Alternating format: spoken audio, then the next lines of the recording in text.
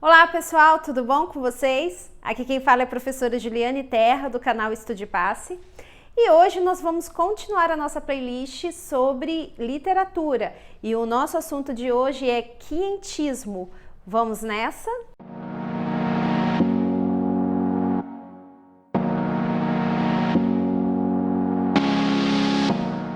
Hoje nós vamos falar sobre os escritos, os primeiros escritos aqui no Brasil, quando os colonizadores chegaram. Como os povos que habitavam aqui no Brasil, quando os colonizadores chegaram, eram os índios e não eram povos gráficos que tinham a sua grafia, que tinham a sua escrita e desenvolviam literatura, então nós consideramos que esses escritos, que nós vamos falar sobre eles hoje, foram os primeiros escritos considerados literatura no Brasil. Nós chamamos de quientismo essa fase ou literatura de informação. Não é propriamente uma escola literária, mas nós podemos considerar como um princípio de literatura no Brasil. Quando os europeus saíram da Europa em busca de novos territórios e encontraram aqui o Brasil, eles produziram documentos que nós chamamos de literatura de informação, que eram documentos que visavam informar ao rei, as pessoas que estavam na Europa, as autoridades, sobre o que eles encontraram no Brasil ou nas terras, que até então não era Brasil, nas terras em que eles estavam ali desbravando. Neste período ainda ocorria o classicismo na Europa, mas ao mesmo tempo eram produzidos esses documentos que nós podemos falar que são os primeiros termos, os primeiros textos literários que nós encontramos falando sobre o nosso Brasil. Dentre eles nós temos as cartas de viagens, os tratados descritivos e os diários de navegação, que eram considerados documentos, mas ao mesmo tempo hoje considerados como os primórdios da nossa literatura. Como eu já disse, não se trata de uma escola literária, mas de uma crônica histórica informativa. Então, os portugueses chegavam aqui no Brasil, nós sabemos que o Brasil foi colonizado por portugueses, por Portugal. Então, quando eles chegavam e encontravam aqui os povos, a cultura, a paisagem, nesses documentos, eles descreviam as impressões que eles tinham do território e dos povos que aqui habitavam. Muitos desses escritos inspiraram mais tarde o teatro, a literatura, o cinema, as artes, sobretudo a partir do século XX, para que fosse formado o que nós temos hoje de literatura brasileira. Muitos adjetivos eram dados aos primeiros habitantes aqui do Brasil, como por exemplo, bárbaros, eles denominavam como os povos daqui sendo selvagens ou inocentes, canibais por conta também da cultura, do canibalismo, de comer carne humana. Então, muitos desses adjetivos, essas impressões que os europeus tiveram dos índios foram descritas nesses documentos. Um dos textos mais importantes é a Carta de Caminha, que é considerado uma certidão de nascimento do Brasil, porque quando ele chegou aqui, ele escreveu esse documento justamente expondo ao rei de Portugal toda a impressão que ele teve com relação, como eu já disse, aos povos e à cultura e à paisagem do Brasil, que por sinal devia ser algo maravilhoso. Eu creio que os portugueses acharam que estavam chegando mesmo, era no paraíso, né, gente? Aquelas índias belíssimas, os povos com uma cultura totalmente diferente e uma paisagem de tirar o fôlego, como o nosso Brasil, tem várias paisagens maravilhosas e naquela época era praticamente tudo intacto, tudo muito preservado. Então nós imaginamos que os europeus pensaram que estavam chegando no paraíso. Outros documentos também são bem interessantes de nós destacarmos, que é o Tratado da Terra do Brasil, a História da Província da Santa Cruz, Tratado Descritivo do Brasil e Duas Viagens ao Brasil. São alguns dos documentos também importantes que nós podemos considerar nesse período de início da literatura brasileira.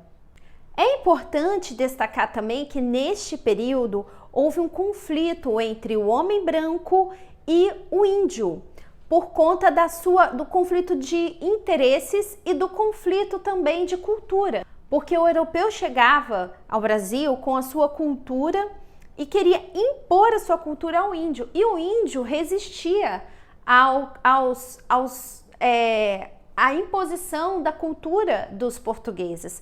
Então havia também esse conflito de interesses por parte não só dos europeus, mas também dos povos que aqui habitavam, já que eles já viviam aqui e tinham a sua própria cultura. Também os povos colonizadores tinham o objetivo de ampliar o mercado, já que a necessidade de mudar a rota ali de Portugal por outros caminhos, na verdade o objetivo não era nem a descoberta de novas terras, mas de novos caminhos a fim de ampliar a rota comercial.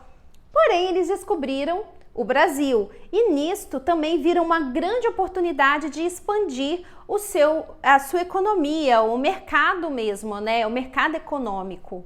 Outro ponto muito importante é lembrarmos que neste tempo havia contra-reforma, ou seja, a reforma protestante, como eu já abordei de Lutero na aula passada, quando nós falamos sobre o classicismo, a contra-reforma foi um movimento oposto à reforma, para que a Igreja Católica não perdesse território, não perdesse seu poderio. Então, ela queria ampliar a sua influência e desta forma levava padres, levava os religiosos para que ali eles pudessem também estabelecer a religião padrão de cada lugar que eles conquistassem também. Neste tempo, nós podemos observar que havia também influência da Igreja Católica nos escritos. Então, os padres desenvolviam sermões, textos que pudessem catequizar aqueles povos que estavam ali sendo conquistados. Então, esses textos têm uma influência religiosa muito forte por conta também de ser escrito por padres. Muitos índios nesse período também eram forçados a trabalhar em prol dos portugueses, em prol dos europeus que aqui chegavam. E essa Igreja Católica também, alguns padres não achavam prudente, não achavam ideal que fosse dessa forma. E também havia esse tipo de conflito neste tempo.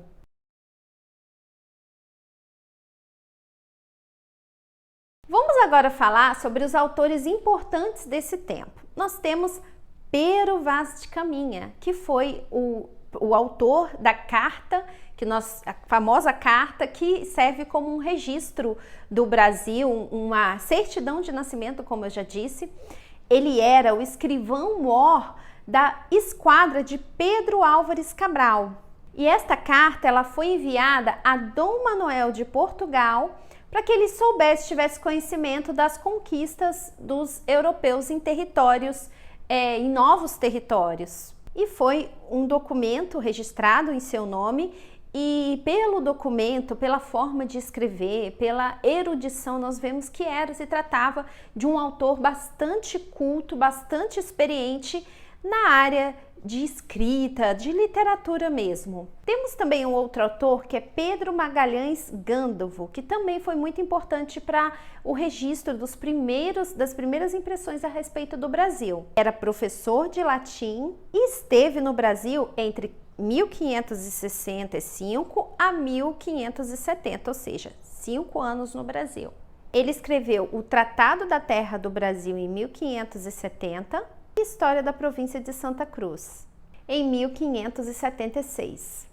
Agora, para finalizar, eu gostaria de mostrar para vocês esta imagem que ela mostra muito bem esse período, que é o padre, a Igreja Católica já chegando e estabelecendo a sua dominação ali, religiosa, e os povos indígenas em volta da cruz, que é o simbolismo, do catolicismo.